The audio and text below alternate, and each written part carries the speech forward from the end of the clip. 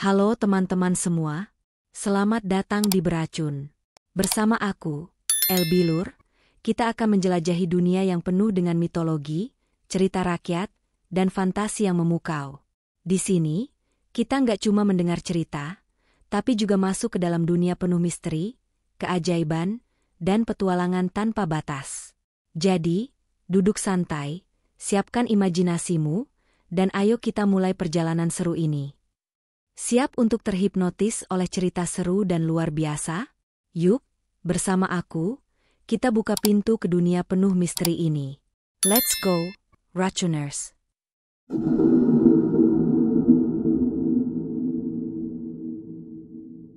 Kerajaan Ikan Mas dan Putri Kirana. Di dasar Sungai Rangkas Bitung, tepatnya di wilayah Sajira, terdapat sebuah kerajaan gaib yang hanya bisa dilihat oleh orang-orang berhati suci. Kerajaan itu adalah Kerajaan Ikan Mas, sebuah tempat yang dihuni oleh makhluk-makhluk mistis yang berwujud manusia, tetapi memiliki sisi keemasan yang berkilau di bawah cahaya. Mereka hidup damai di dalam air, tersembunyi dari mata manusia, dan hanya sesekali muncul ke permukaan untuk mengamati dunia atas. Kerajaan Ikan Mas dipenuhi dengan istana-istana megah yang terbuat dari kristal sungai yang bening, dan batu permata yang bersinar dalam bias cahaya air. Jalan-jalan di dalam kerajaan terbuat dari pasir sungai yang berkilauan seperti emas, menciptakan suasana magis yang begitu indah. Aliran air yang jernih mengalir melalui celah-celah istana, menciptakan suara gemericik yang menenangkan. Tanaman air dengan daun lebar menghiasi sudut-sudut kerajaan, memberikan warna hijau segar di tengah kilauan emas dan perak. Ikan-ikan kecil berenang dengan anggun di sekitar kerajaan, menciptakan tarian alami yang menambah keindahan suasana. Di pusat kerajaan, berdiri Istana Cahaya, tempat bersemayamnya raja dan keluarganya. Istana ini memiliki pilar-pilar tinggi yang terbuat dari karang sungai berwarna putih dengan ukiran indah yang menceritakan kisah-kisah lama tentang leluhur bangsa Ikan Mas. Langit-langit istana dipenuhi dengan mutiara bercahaya yang berpendar lembut, menerangi ruangan dengan cahaya keemasan yang menenangkan. Tak jauh dari istana, terdapat taman bawah air yang dihiasi dengan bunga teratai raksasa berwarna merah muda dan ungu, yang hanya mekar saat bulan purnama muncul di permukaan sungai. Di dalam kerajaan itu, hiduplah seorang putri bernama Putri Kirana. Ia adalah makhluk yang luar biasa cantik dengan rambut panjang berkilau seperti sirip emas, mata bening seperti air sungai yang jernih, dan kulit sehalus mutiara.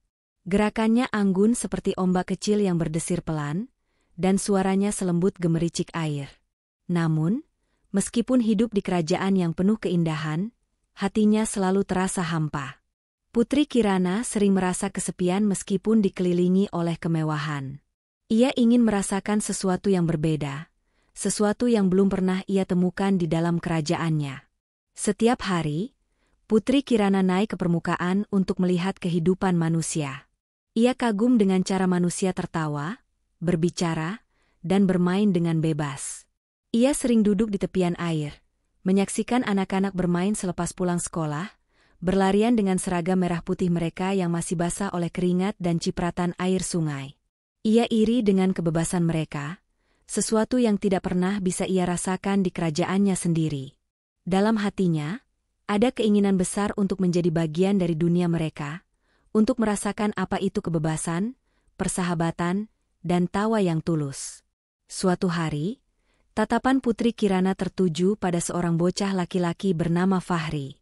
Fahri adalah seorang anak SD yang baik hati, wajahnya bersih, dan matanya memancarkan keceriaan. Meskipun masih kecil, ia memiliki sikap yang dewasa dan penuh kasih sayang terhadap teman-temannya. Saat salah satu temannya terpeleset di batu licin, Fahri dengan sigap menolongnya tanpa ragu.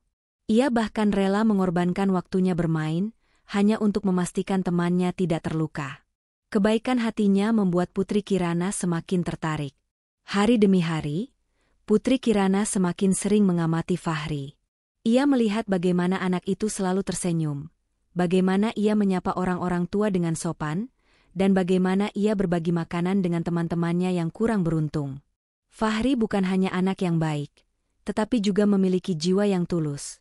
Sesuatu yang jarang ia temukan bahkan di antara bangsanya sendiri.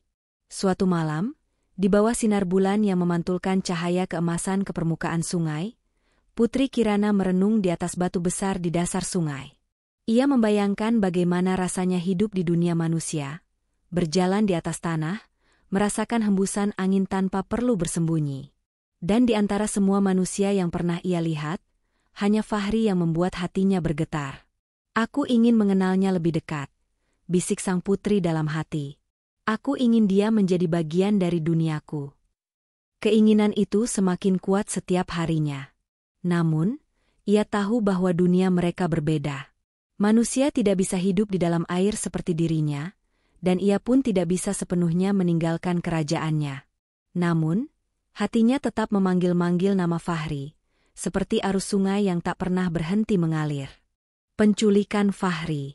Suatu sore, matahari mulai condong ke barat, menciptakan warna jingga yang memantul di permukaan sungai Rangkas Bitung. Anak-anak desa, termasuk Fahri dan teman-temannya, berkumpul di tepian sungai untuk bermain. Mereka tertawa, bercanda, dan saling menyiramkan air dengan gembira. Sungai adalah tempat yang menjadi bagian dari kehidupan mereka, tempat di mana mereka menghabiskan sore sebelum kembali ke rumah untuk belajar atau membantu orang tua mereka. Di tengah keseruan bermain, Fahri yang suka berenang mulai menjauh dari tepi sungai. Ia merasa tertantang untuk menyelam lebih dalam dan menemukan sesuatu yang menarik di dasar air. Namun, tanpa ia sadari, arus sungai mulai berubah. Air yang biasanya mengalir deras mendadak menjadi tenang, terlalu tenang, seolah-olah sedang mengamati sesuatu. Saat itulah Fahri tiba-tiba merasakan sesuatu yang aneh. Ada sesuatu yang menyentuh kakinya. Awalnya ia mengira itu hanyalah ganggang sungai atau ranting yang hanyut, tetapi kemudian ia merasakan tarikan yang kuat. Seolah ada tangan tak terlihat yang meraih pergelangan kakinya dan menariknya ke bawah. Fahri panik. Ia berusaha menggerakkan kakinya, berusaha melepaskan diri, tetapi semakin ia mencoba, semakin kuat tarikan itu. Ia membuka mulut untuk berteriak, tetapi air segera mengisi tenggorokannya. Matanya membelalak ketakutan saat ia merasakan tubuhnya perlahan terseret ke dalam kegelapan. Ada yang menarikku, teriak Fahri dengan suara tercekik. Teman-temannya yang mendengar teriakan itu segera berbalik. Tetapi sebelum mereka sempat bereaksi, tubuh Fahri sudah lenyap di telan air. Yang tersisa hanyalah riak kecil yang perlahan menghilang, seolah-olah tidak pernah terjadi apa-apa. Panik dan ketakutan melanda anak-anak lain.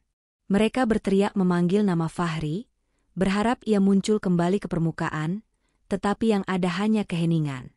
Beberapa anak berlari kembali ke desa, berteriak-teriak meminta pertolongan. Malam itu, warga desa berkumpul di tepi sungai dengan membawa obor dan senter. Mereka menyisir setiap sudut sungai, menyelam dengan bambu panjang, bahkan menggunakan jaring untuk mencari Fahri.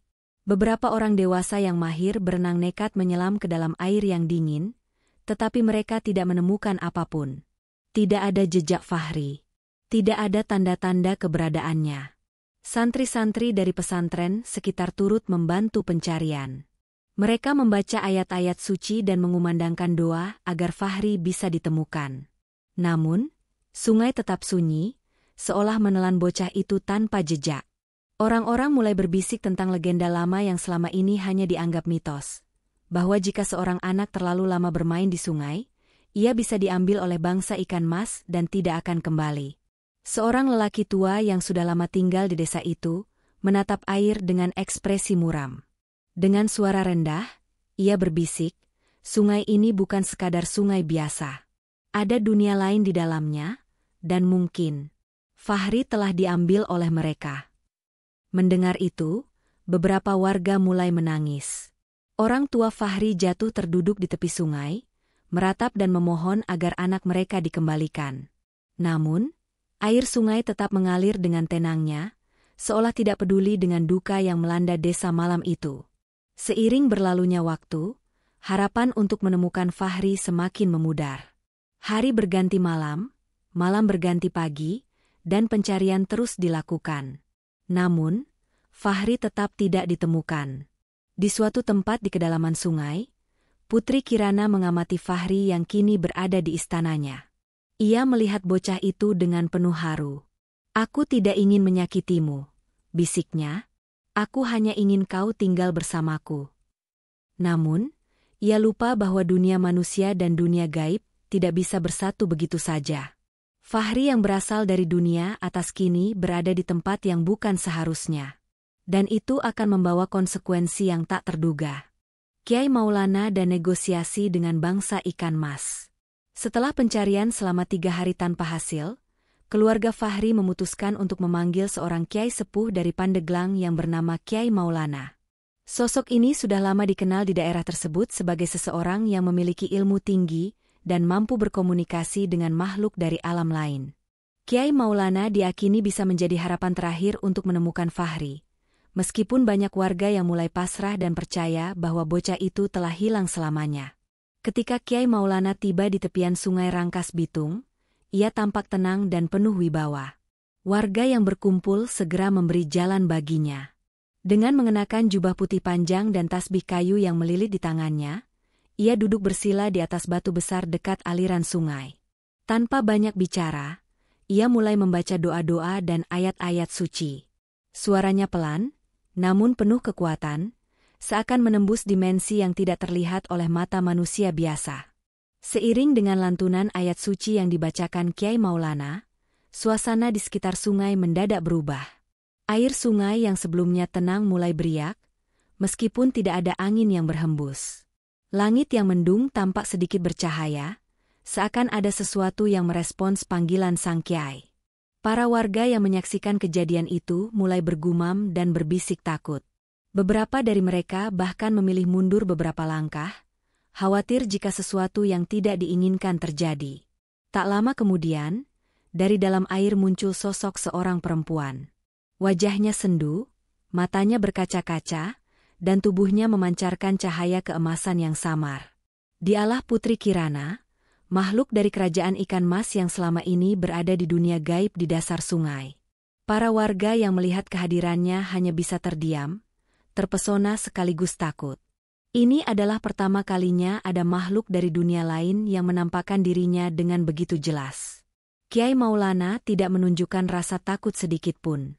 Dengan suara tenang namun tegas, ia berkata, "Kembalikan anak manusia itu." Putri Kirana menundukkan kepala, terlihat bimbang. "Aku mencintainya, Kyai. Aku ingin dia tinggal bersamaku di kerajaanku. Tapi tubuh manusia tidak bisa bertahan di dunia kami. Dia sudah tiada." Kata-kata itu seketika membuat warga yang hadir terkejut dan sedih. Tangis keluarga Fahri pecah. Mereka tak menyangka bahwa Fahri benar-benar telah diambil oleh bangsa gaib dan kini sudah meninggal dunia. Mereka berharap Fahri masih bisa diselamatkan, tetapi kenyataan yang disampaikan oleh Putri Kirana menghancurkan harapan mereka. Namun, Kyai Maulana tetap tenang. Ia menatap Putri Kirana dengan penuh wibawa. "Jika memang kau mencintainya, maka biarkan keluarganya melihatnya untuk terakhir kali. Jangan biarkan mereka kehilangan tanpa kepastian." Putri Kirana terdiam. Ada kesedihan yang terpancar di wajahnya. Ia tahu bahwa permintaannya tak akan bisa diterima, tetapi ia juga tidak ingin membuat keluarga Fahri terus menderita dalam ketidakpastian. Setelah beberapa saat hening, akhirnya ia mengangguk pelan. "Baiklah, tapi ada satu syarat." Warga kembali bergumam, penasaran dengan syarat yang diajukan oleh Putri Kirana. Kyai Maulana mengangguk sebagai tanda bahwa ia siap mendengarkan. Saat fajar tiba, jasad Fahri akan muncul di bawah jembatan. Namun, agar proses pemulangan bisa terjadi, kalian harus melepaskan sesuatu yang memiliki ikatan kuat dengan dirinya di dunia manusia, ujar Putri Kirana dengan suara lirih. Kyai Maulana mengerti maksudnya. Ia meminta keluarga Fahri untuk membawa benda yang paling sering digunakan oleh Fahri, sesuatu yang benar-benar memiliki hubungan erat dengan dirinya. Setelah berdiskusi dengan ibunya, mereka memutuskan untuk membawa bantal kesayangan Fahri, benda yang selalu ia gunakan setiap malam sebelum tidur. Saat fajar mulai menyingsing, bantal itu dihanyutkan ke sungai. Perlahan, arus membawanya ke arah jembatan. Semua orang menahan napas, menunggu tanda-tanda kemunculan Fahri. Dan benar, beberapa saat kemudian, tubuh Fahri muncul mengapung, tepat di bawah bantalnya. Wajahnya terlihat tenang, seolah sedang tidur, tetapi tubuhnya sudah dingin tanpa nyawa. Tangis pecah di sepanjang sungai. Orang-orang berteriak takbir, sementara keluarga Fahri menangis tersedu-sedu. Mereka akhirnya bisa membawa Fahri pulang, meskipun dalam keadaan yang tak mereka harapkan. Sementara itu, Putri Kirana tak pernah terlihat lagi di permukaan sungai. Konon, sejak kejadian itu, ia menghilang dari dunia manusia, meratapi cintanya yang tak kesampaian. Namun, hingga kini, warga Sajira percaya bahwa jika seseorang hanyut di Sungai Rangkas Bitung, itu adalah pertanda bahwa bangsa ikan mas masih ada, dan mereka masih mencari seseorang untuk menggantikan Fahri.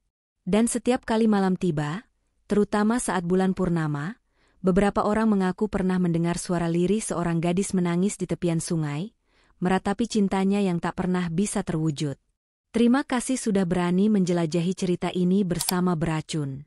Ingat, setiap mitos, legenda, dan fantasi bukan hanya dongeng biasa.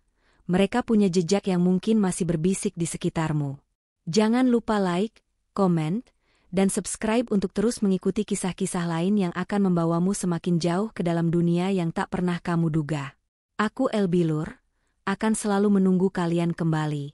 Karena di dunia ini, hanya mereka yang berani menembus batas kenyataan yang akan menemukan kebenaran. Sampai jumpa. Selalu ingat, bayangan tak pernah benar-benar pergi, mereka hanya menunggu.